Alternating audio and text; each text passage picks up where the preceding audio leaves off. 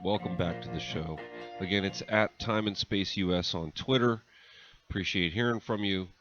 Let's continue now with more about the Chinese space program. Sorry if I was laughing at my own jokes there too much, but I got to be honest. As I said earlier, I was having trouble getting through some of this material, and I'm just trying to bring the best that I can to you, the listener. If you're engaging, if you're enjoying some of it, then that's fantastic. I think this is, again, the story that just kind of keeps on giving. We're going to stay as updated as possible on the Tiangong 1. I didn't actually include any of this in the notes that I have sitting in front of me, but I did try to do a little bit of research. I found a website last night. I did not sign up for it yet, but was planning to, where you can track some of these things, and apparently it is number 2 on the list of stuff that is being tracked by people.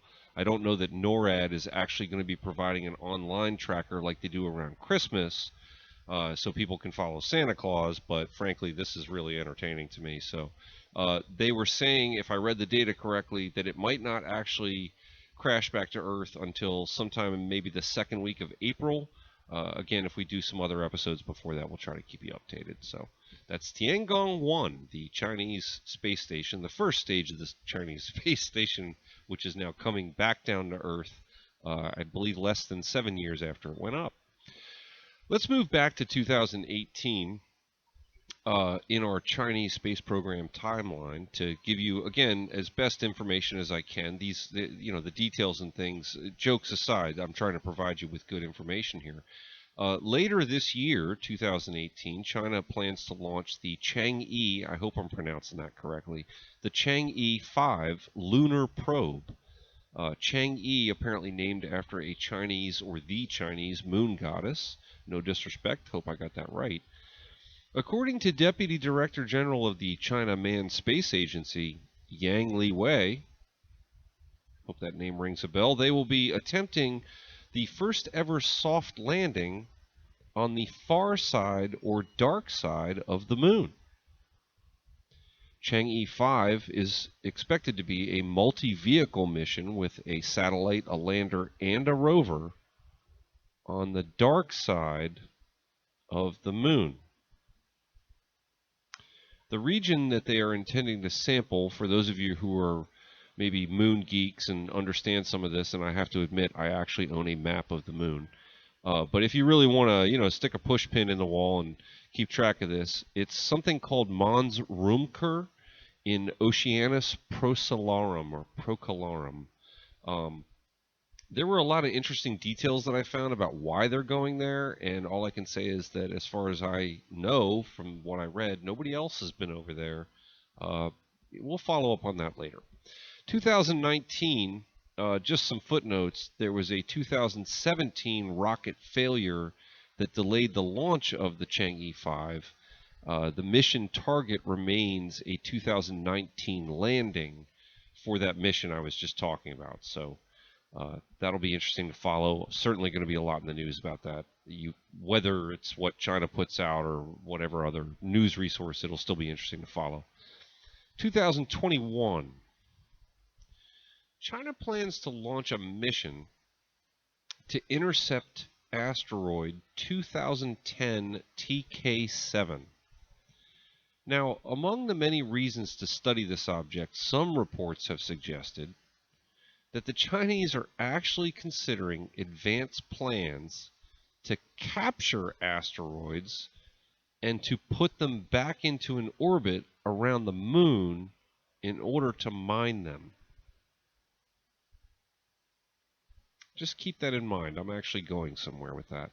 2022, China plans to launch the Tiangong 3, the third phase of their space station.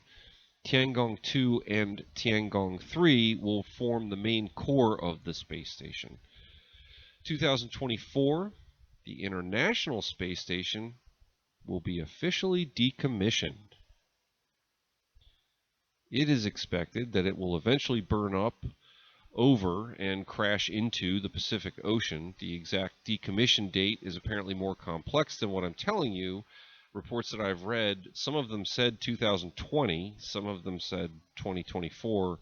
What exactly is going to happen apparently indicates that there's some sort of ongoing negotiations as far as maybe keeping a lab up there or something. But the manned space station is going to be decommissioned. 2025, China expects the probe, which I couldn't find a name for, but the probe that they're sending out to intercept the asteroid, 2025 is when they expect that to happen. And by the 2030s, I'll end the timeline here, they're expecting to do manned moon missions. Now, the phrase manned moon missions should catch your attention simply based on the fact that there hasn't been one since the 1970s. And, you know, there's a lot of people I think that have questions about that. 6 decades go by before somebody gets back there.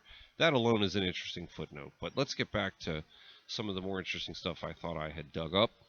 In earlier reports, some of which I had researched and touched on in the China's Moon show from several years ago, there was no question that China was planning to colonize the moon. So, again, a decade ago I was reading stuff about this. One of the more striking reports I can remember at the time was actually outlining agricultural plans for the moon, and that was really fascinating. And it does kind of beg the question, you know, what are the U.S. space plans? What are NASA's plans or the European agency's plans? I mean, we kind of don't know much. I don't want to go too far into that. There's a bigger question here I'd like to ask. Are we concerned about the moon? Should we be concerned about the moon? You know? In a famous audio clip from the Democrat debate leading up to the 2008 U.S. presidential election, Dennis Kucinich was asked, for reasons I won't go into, about life from outer space. When the other candidates, were offered a chance to respond to Kucinich's answer, Barack Obama explained that he was more concerned about, quote, life here on Earth. Now, the way he delivered the line, he got big applause. You can look it up on YouTube. It's a famous audio clip, especially for UFO researchers and stuff. Life here on Earth, human civilization, is dependent on an economy to function. Civilizations are built on their economies. The gross world product, the GWP, according to the 2014, I'm sure there's newer ones, the 2014 CIA fact book, the gross world product measured in US dollars was approximately 107.5 trillion US dollars. Okay, that's everybody's economies combined together. The United States, China, Russia, everybody. Everybody together, $107.5 trillion. Please allow me to extend another hat tip, this time to something called The Motley Fool. In a piece by Jake Mann, he actually outlines the value of the moon. Now, if the surface of the moon were real estate and there's treaties prohibiting, ownership in the way that I'm describing it, but if you were going to do the math, the surface area of the moon, the real estate would be worth something like $180 billion. That's a striking number. Okay, great. It's what he goes into after that caught my attention. His article also provides, again, the link, I'll include the link with the show. You can read the article yourself so that you don't think that I'm making up any of these numbers or any of this information. Mann's article also provides an estimated value for the helium-3 that's found on the moon. What is helium-3, you ask? Yeah, sure, I asked the same thing. It's an extremely rare isotope that can fuel nuclear reactors. Not only that, it's fusion-ready fuel that doesn't actually give off massive amounts of radiation. The amount of H3 that's found on the moon has been estimated at 5 million tons. 5 million tons of H3, hypothetically, could provide the United States with enough energy to keep the electrical grid up for 80,000 years.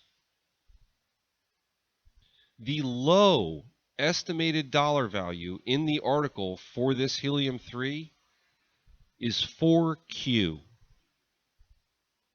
The Q stands for quadrillion. Okay, that's 4 quadrillion US dollars.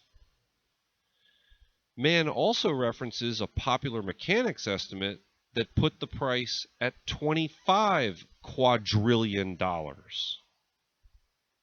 Okay, I'm going to stop here very quickly. We're going to compare these two numbers. Okay, the world economy, 18 trillion US dollars. That's everybody's economies combined. Helium-3 on the moon, $25 quadrillion, 80,000 years worth of electricity. Okay? From another source, experts suspect that there is nearly an endless supply of cleaner and purer helium-3 that could be mined from Jupiter. I really hope you see the point that I'm trying to make here. The Mann article discusses the value of water on the moon. Do you remember when it was silly to think that there was water on the moon? Does anybody else remember that? Because I remember it. The low end of the estimated value of the water on the moon is 120 quadrillion US dollars. The high-end estimate put it at 480 quadrillion US dollars. Okay, world economy 17.5 trillion, moon economy 500 quadrillion. It's really something to think about. You know, NASA is concerned about banning Chinese nationals from their facilities. How stupid are we going to look when China bans everyone from the moon?